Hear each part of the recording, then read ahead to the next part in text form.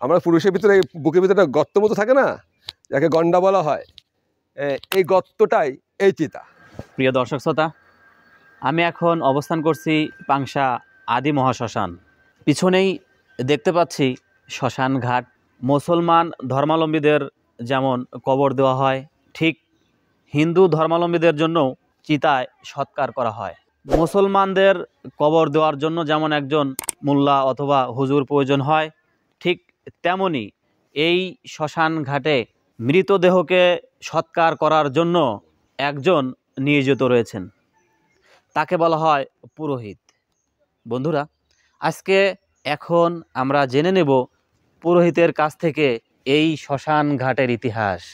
মৃত্যুবরণ করলে শ্মশান ঘাটে এসে পোড়ানো হয়, কেন শ্মশান ঘাটে এসে সৎকার করা হয়, শ্মশান ঘাটের পাশেই কিছু সমাধি, শ্মশান ঘাটে এসে মানুষকে পোড়ানো হয়, আবার ওখানে সমাধি দেওয়া হয়, এর কারণটা কি?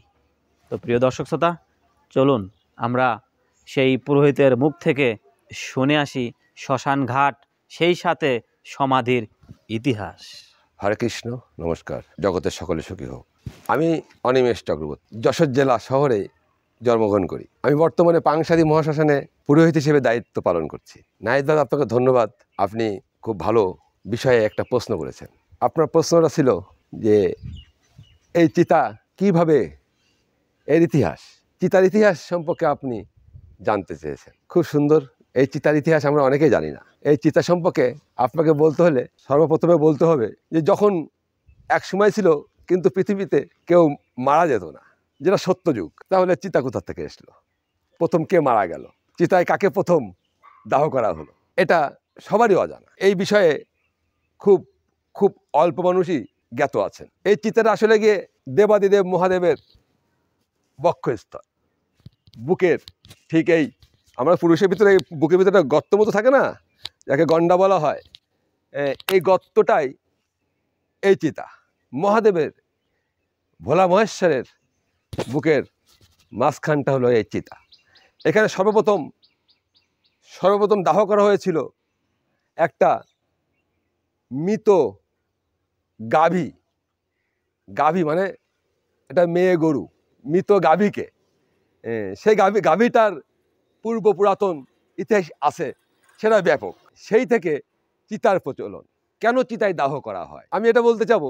সনাতন ধর্মীয় পণ্ডিতগণ আদি থেকে দেখে আসলেন যে যখন মানুষ মৃত্যুবরণ করে তখন সেটাকে যখন মাটি চাপা দেওয়া হয় বা নদীতে ভাসিয়ে দেওয়া হয়, তখন সেটা কাক, শগুন, শৃগাল, বেজি, ইঁদুর বিভিন্নভাবে সেটা ভক্ষণ করে। যদিও মাটির সাথে মিশে যায়, কিন্তু সেটা দেখতে কটু দেখা যায়।